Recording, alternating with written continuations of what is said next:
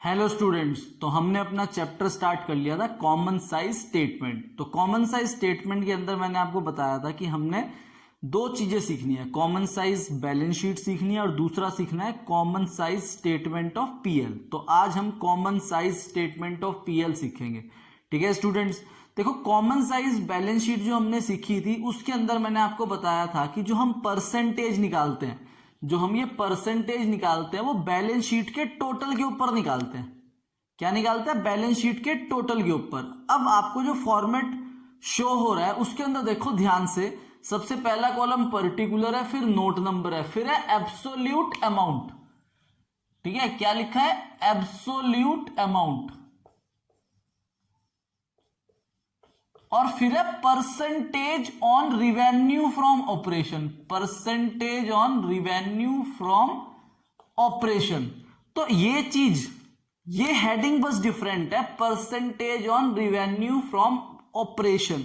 मतलब statement of PL के अंदर जो हम परसेंटेज निकालेंगे वो किस पे निकालेंगे? रिवेन्यू फ्रॉम ऑपरेशन पे निकालेंगे। सर कैसे निकाल सकते हैं रिवेन्यू फ्रॉम ऑपरेशन पे हम परसेंटेज? तो वही चीज हमने सीखनी है, बस यही स्लाइटली सा डिफरेंस है कॉमन साइज बैलेंस शीट के अंदर और common size statement of PL के अंदर। ठीक है, बाकी फॉर्मेट तो सेम है, दिख रहा है आपको फॉर्मेट। देखो क्या लिखा है, सबसे पहले रिवेन्यू फ्रॉम ऑपरेशन, उसके अंदर ऐड हो रही है अदर इनकम, फिर टोटल रिवेन्यू आ जाती है। यही चीज सीखी थी हमने जब हमने कंपैरेटिव स्टेटमेंट ऑफ पीएल सीखा था, उसके अंदर भी। फिर टोटल रिवेन्यू के पास फोर्थ पॉइंट है लेस एक्सपेंसेस। एक्सपेंसेस में कॉस्ट ऑफ मटेरियल कंज्यूम्ड है, purchase of stock in trade है, चेंजेस इन इन्वेंट्री है, एम्प्लॉय बेनिफिट एक्सपेंस है, फाइनेंस कॉस्ट है, डेप्रिसिएशन एंड अमोर्टाइजेशन एक्सपेंस है और अदर एक्सपेंस है। ठीक है भाई, फिर टोटल एक्सपेंस हो गया। फिर हमें क्या निकालना है? Profit before tax. उसमें से आप टोटल रिवेन्यू में से टोटल एक्सपेंसेस माइनस करोगे तो प्रॉफिट बिफोर टैक्स आ जाएगा, और प्रॉफिट बिफोर टैक्स में से आप लेस करोगे टैक्स तो क्या आ जाएगा? Profit after tax. तो और जो हमने यहां पे ये जो दो ईयर है, एक तो प्रीवियस ईयर हो गया 2018 और करंट ईयर हो गया 2019, तो ये 2018 की परसेंटेज दिखाएगा और ये 2019 की परसेंटेज दिखाएगा। ठीक है भाई, मतलब इस कॉलम से हमें इस कॉलम से रिलेशन है और इस कॉलम से मतलब इस कॉलम से। ठीक है भाई, और जो हमें परसेंटेज निकालनी है वो किस पे निकालनी है? रिवेन्यू फ्रॉम ऑपरेशन पे निकालनी है। आई बात समझ में? तो सबसे पहली चीज जो हम यहां पे रखते हैं वो क्या रखते हैं स्टेटमेंट ऑफ पीएल के अंदर? Revenue from operation. तो रिवेन्यू फ्रॉम ऑपरेशन की परसेंटेज अपने आप 100 हो जाएगी। ठीक है भाई, जैसे हमने common size statement of balance sheet सीखी थी तो उसके अंदर जो बैलेंस शीट का टोटल था, यहां जो बैलेंस शीट का टोटल आता था, लाइबिलिटी साइड का टोटल और एसेट साइड का टोटल, वो अपने आप 100 होता था। तो ऐसी रिवेन्यू फ्रॉम ऑपरेशन जो है जिसके ऊपर हमें सारी परसेंटेज निकालनी है उसे आप क्या एज्यूम करोगे? 100 एज्यूम करोगे। देखो थोड़ा समझो ध्यान से, मान लो रिवेन्यू फ्रॉम ऑपरेशन पिछले साल की आपको दे रखी है 20 लाख और करंट ईयर की दे रखी है 30 लाख। ठीक है भाई, अब सेकंड जो होता है, ये फिगर एज्यूम्ड है, जो सेकंड होता है वो है मान लो अदर इनकम। ठीक है, अदर इनकम यहां पे मान लो गिवन है आपको 4 लाख और ये गिवन है मान लो 5 लाख।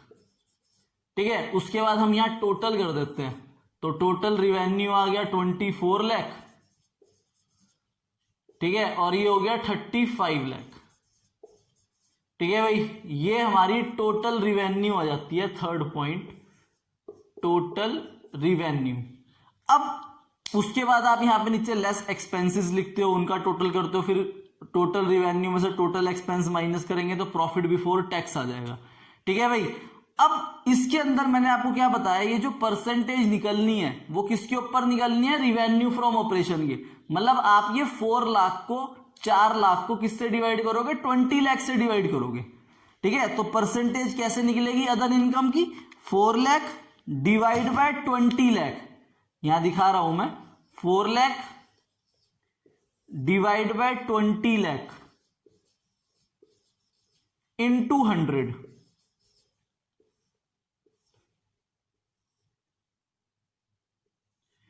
और 2 2 जा 4, तो 20% आ गया। कितना परसेंट आ गया? 20%। ऐसी 5 लाख को आप 30 लाख से डिवाइड करोगे तो 5 लाख डिवाइड बाय 30 लाख, तो ये आ जाएगा 5 डिवाइड बाय 30, तो ये आ गया 16.67%। 16.67%। ठीक है, फिर यहां पर आप क्या करोगे? 24 लाख डिवाइड बाय 20 लाख, तो हो जाएगा 120%। और यहां पे 35 लाख डिवाइड बाय 30 लाख, तो ये आएगा 116.67%।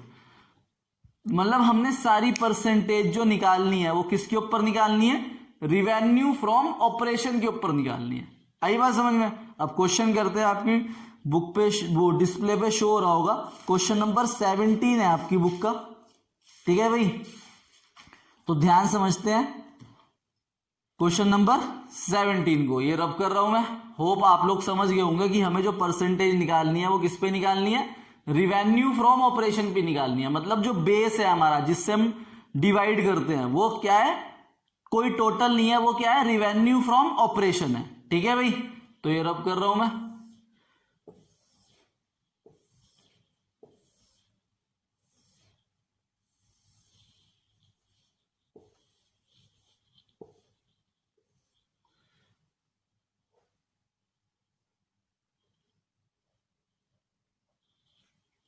तो पढ़ते हैं क्वेश्चन।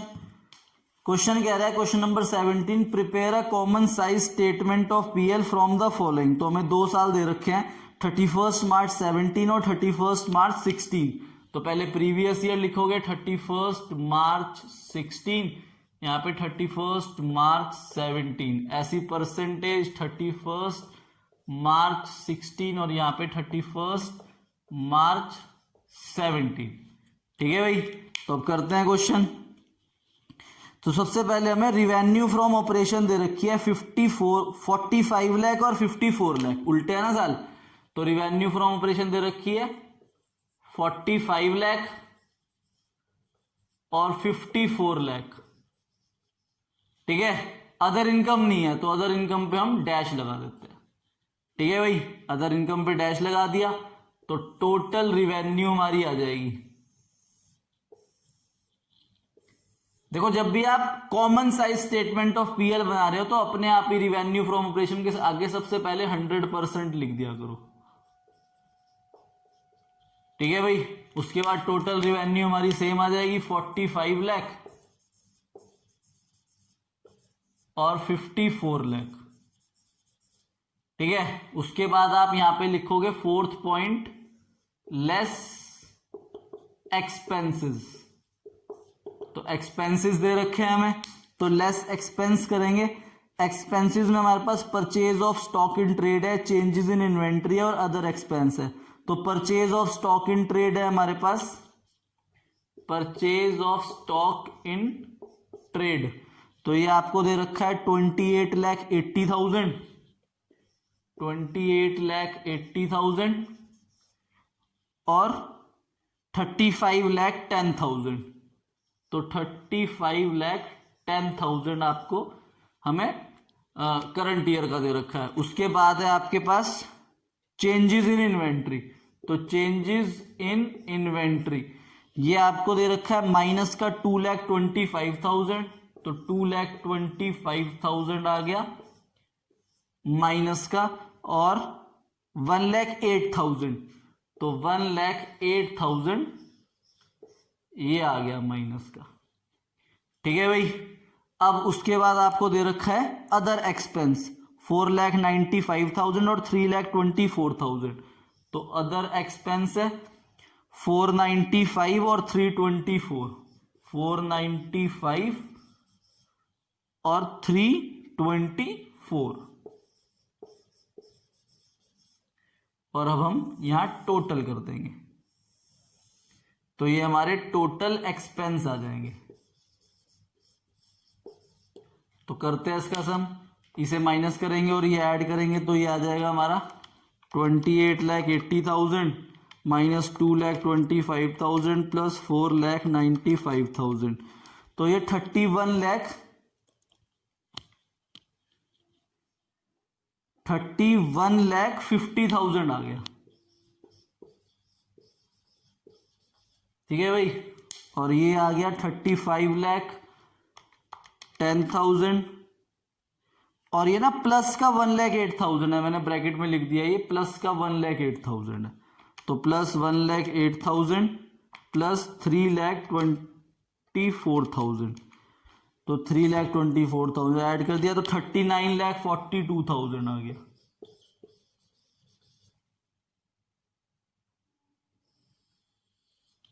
ठीक है भाई, अब हमें क्या निकालना होता है, प्रॉफिट बिफोर टैक्स। तो फिफ्थ पॉइंट आ गया प्रॉफिट बिफोर टैक्स, और वो आएगा थर्ड -4 से, मतलब 45 लाख में से आप 31,50,000 माइनस करोगे, तो 45 लाख माइनस 31,50,000, तो ये आ गया आपका 13,50,000। ठीक है भाई, उसके बाद 54 लाख माइनस 39,42,000, तो ये आ गया आपका 14,58,000। ठीक है भाई, तो ये आपका प्रॉफिट बिफोर टैक्स आ गया।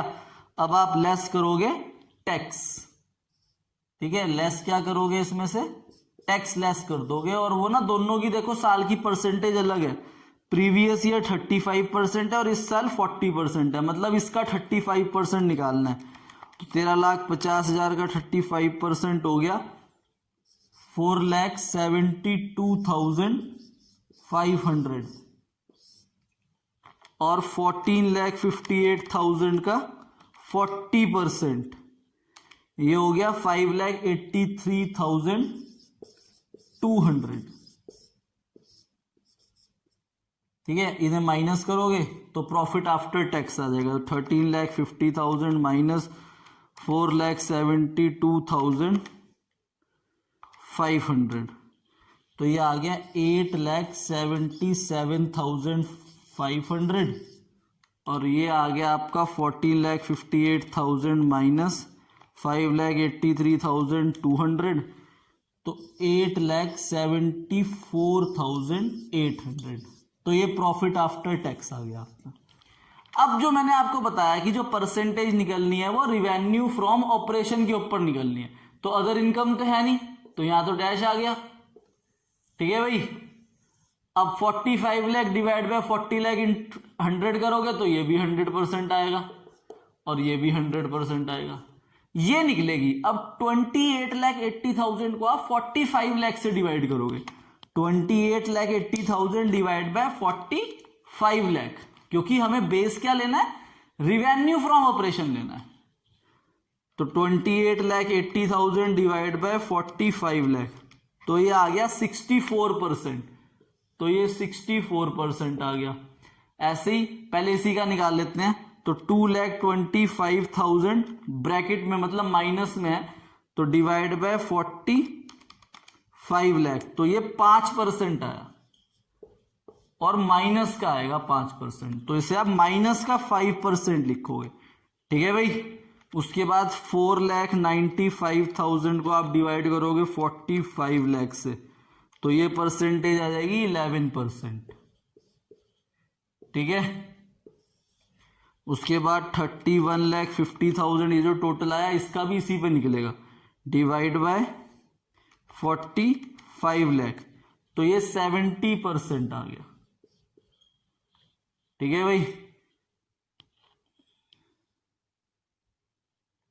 उसके बाद ये आएगा 13,50,000 डिवाइड बाय 45 लाख, तो इसकी परसेंटेज आ गई 30%। उसके बाद 4,72,500 डिवाइड बाय 45 लाख, तो ये आ गया 10.5%। ठीक है भाई, 10.5% आ गया, 10.5%, और ब्रैकेट में लिखोगे माइनस में, फिर 8,77,500 डिवाइड बाय 45 लाख, तो ये आ गया 19.5%, 19.5%। बुक के सॉल्यूशन के अंदर ना ये टैक्स की परसेंटेज नहीं गिवन, और ये टोटल एक्सपेंस की परसेंटेज नहीं गिवन, तो घबराने की बात नहीं है, हमने निकाल दी एक्स्ट्रा। अब इसकी परसेंटेज निकालते हैं, तो 35,10,000 डिवाइड बाय 54 लाख, तो ये आ गया 65%। फिर 1,08,000 डिवाइड बाय 54 लाख, तो ये आ गया 2%। और फिर 3,24,000 डिवाइड बाय 54 लाख, तो ये आ गया 6%। उसके बाद 39,42,000 डिवाइड बाय 54 लाख, तो ये आ गया 73%। उसके बाद 14,58,000 डिवाइड बाय 54 लाख, तो ये आ गया 27%। ठीक है। उसके बाद 5,83,200 डिवाइड बाय 54 लाख, तो ये आ गया 10.8% ब्रैकेट में। और फिर लास्ट 8,74,800 डिवाइड बाय 54 लाख, तो ये आ गया 16.2%। ठीक है भाई, तो ये परसेंटेज जब आपने सॉल्यूशन से मैच करोगे तो ये मैच हो जाएगी।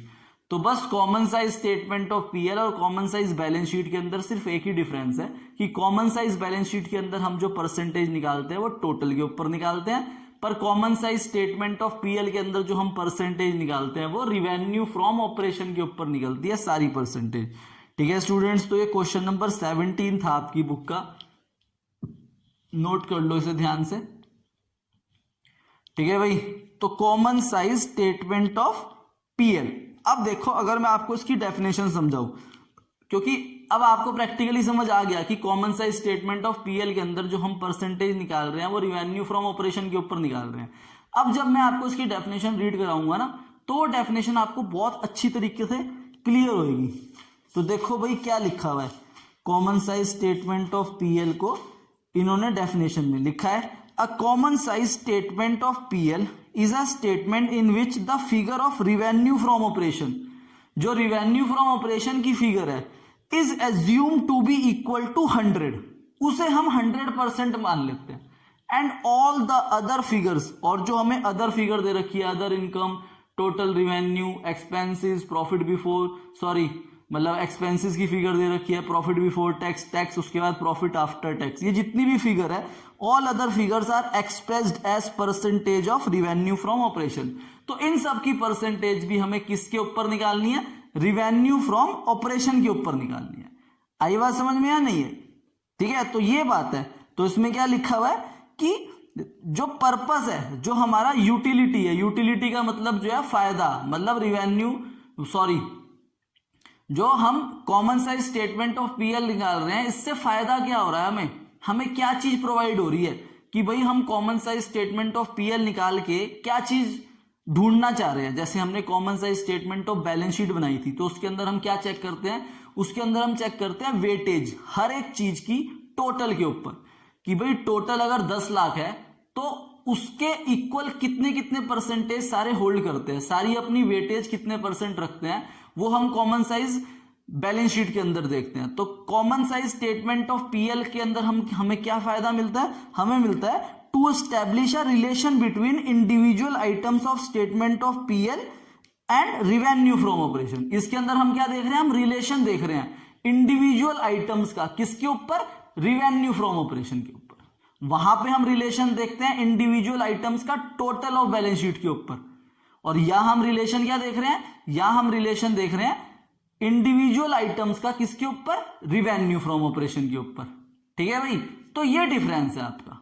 अगर कोई पूछे कॉमन साइज बैलेंस शीट और common size statement of PL के अंदर क्या डिफरेंस है, तो कॉमन साइज बैलेंस शीट के अंदर हम जो इंडिविजुअल आइटम्स का रिलेशन ढूंढते हैं वो टोटल ऑफ बैलेंस शीट से ढूंढते हैं, और यहां पे common size statement of PL के अंदर जो हम रिलेशन ढूंढ रहे हैं वो individual figures of statement of PL का किससे ढूंढ रहे हैं, रिवेन्यू फ्रॉम ऑपरेशन से ढूंढ रहे हैं, कि जो एक्सपेंस का ये purchase of stock in trade है, ये 28,80,000 रिवेन्यू फ्रॉम ऑपरेशन के कितने परसेंट है। ठीक है, तो क्योंकि रिवेन्यू फ्रॉम ऑपरेशन जो होती है ना, ये हमारी मेन इनकम होती है, तो हम मेन इनकम के कंपैरिजन ही चेक करते हैं कि और जो हमें खर्चे हो रहे हैं या एक्सपेंसेस हो रहे हैं ये उसके कितने वेटेज रखते हैं। आई बात समझ में? तो जैसे मैंने कल आपको एक क्वेश्चन कराया था पार्ट बी के अंदर कि भाई जो हम कॉमन साइज बैलेंस शीट के अंदर जो है वो जरूरी नहीं है कि हमेशा 2 साल का डाटा गिवन है, 1 साल का डाटा भी अगर गिवन है तो उसके यूज से भी हम क्वेश्चन कर सकते हैं, क्योंकि इस साल को इस साल से कोई मतलब ही नहीं है, कोई हम कंपैरिजन थोड़ी कर रहे हैं, कंपैरिजन थोड़ी कर रहे हैं, हम क्या कर रहे हैं, हम परसेंटेज वेटेज चेक करते हैं। इसीलिए जब हम common size comparative statement of PL कर रहे थे तो उसका दूसरा नाम क्या था, हॉरिजॉन्टल एनालिसिस था। क्या था? हॉरिजॉन्टल एनालिसिस, और उसको डायनेमिक एनालिसिस भी बोलते हैं। जब फिलअप की किसी ने मेरे से प्रॉब्लम पूछी थी तो मैंने आपको बताया था कि जो हॉरिजॉन्टल एनालिसिस होता है वो होता है किसके अंदर, कंपैरेटिव स्टेटमेंट ऑफ पीएल और comparative statement of balance sheet के अंदर। तो उस एनालिसिस को स्टैटिक बोलते हैं, डायनामिक बोलते हैं। डायनामिक का मतलब क्या होता है कि फिगर चेंज हो रही है, इस साल कुछ और थी, इस साल कुछ और हो गई, फिर अगले साल कुछ और हो गई, फिर अगले साल कुछ और हो गई। तो इन चेंजेस को हम क्या बोलते हैं, डायनामिक चेंजेस बोलते हैं। ठीक है, पर जो हम common size statement of PL या कॉमन साइज बैलेंस शीट सीख रहे हैं इसके अंदर हम एनालाइज कर रहे हैं वर्टिकल एनालिसिस। हम ऐसे एनालाइज कर रहे हैं कि ये इसके कितने हैं, ये इसके कितने हैं, ये इसके कितने हैं, तो इसे वर्टिकल एनालिसिस बोलते हैं। और ये स्टैटिक है। क्या है? स्टैटिक, क्योंकि इसमें जो फिगर है वही है, वो अगले साल जो है वो चेंज होएगी, पर अगले साल से तो हमें कोई मतलब ही नहीं है। इसीलिए कॉमन साइज के अंदर हम स्टैटिक डाटा को एनालाइज करते हैं। ठीक है, तो अब जब मैं आपको पार्ट बी के अंदर जो क्वेश्चन कराऊंगा उसके अंदर तुम देखना कि 1 साल का स्टेटमेंट ऑफ पीएल भी अगर हमें गिवन है तो हम उससे भी क्वेश्चन कर सकते हैं। ठीक है स्टूडेंट्स, तो होप आप लोगों को समझ आ गया होगा common size statement of PL, और इसका बैलेंस जो इसका फॉर्मेट है उसे याद रखो, क्योंकि यही सेम फॉर्मेट, यही नाम आपको कंपैरेटिव के अंदर भी मिलने हैं और कॉमन साइज के अंदर भी मिलने हैं। Revenue from operation, other income, फिर टोटल रिवेन्यू, फिर एक्सपेंसेस में पहला क्या है, कॉस्ट ऑफ मटेरियल कंज्यूम, फिर purchase of stock in trade, फिर changes in inventory, employ benefit expense, finance cost, और डेप्रिसिएशन एंड अमोर्टाइजेशन एक्सपेंस और अदर एक्सपेंसेस। फिर टोटल एक्सपेंस करा, फिर प्रॉफिट बिफोर टैक्स निकाला, उसमें से टैक्स माइनस करा तो प्रॉफिट आफ्टर टैक्स आ गया। ठीक है स्टूडेंट्स, तो ये था हमारा पार्ट ए आज का, जिसके अंदर हमने common size statement of PL के अंदर हमें करना क्या है वो देख लिया। अब हम अपना पार्ट बी करते हैं और अच्छे अच्छे क्वेश्चंस पार्ट बी के अंदर समझेंगे। ठीक है स्टूडेंट्स, तो मिलते हैं अपने पार्ट बी के अंदर। Okay students, bye bye.